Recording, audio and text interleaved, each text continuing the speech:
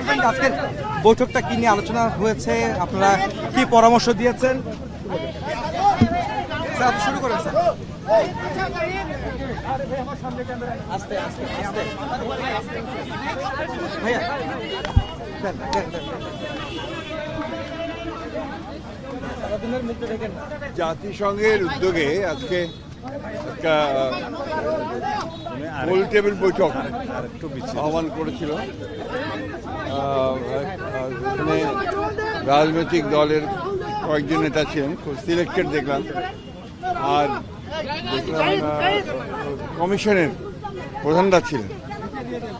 মূলত এখানে যে সংস্কারের ব্যাপারগুলো যেগুলো আপনার কমিশনগুলো করা হয়েছে সেই সম্পর্কে জাতিসংঘের মহাসচিবকে অবহিত করা হয়েছে।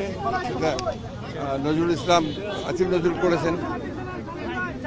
আমরা আমাদের বক্তব্যের মধ্যে যে কথা আমরা বলে আসছি সে একই কথা বলেছি আমরা, যে সংস্কার তো অবশ্যই করতে হবে। আমরা তো সংস্কারের কথা সবার আগে বলেছি, সেই সংস্কারটা অবশ্যই করতে হবে, কিন্তু সেই সংস্কারটা যত দ্রুত করা যায়।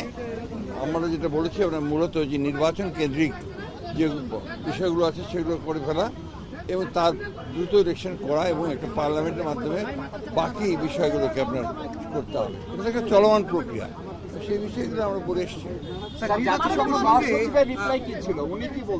কে না না উনি এই ব্যাপারে কোনো কমেন্ট করেন, এটা আমাদের আভ্যন্তরীণ ব্যাপারে।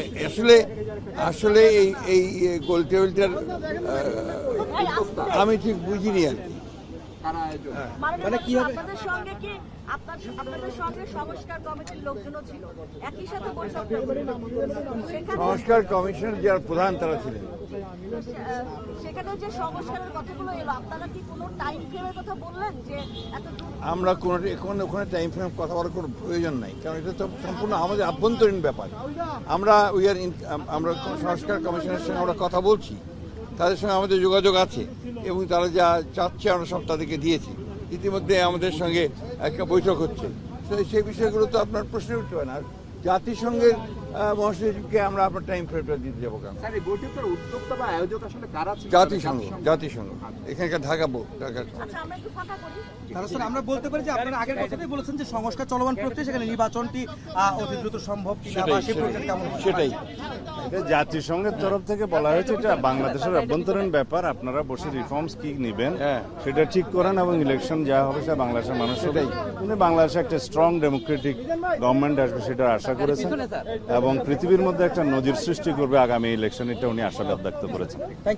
Thank you.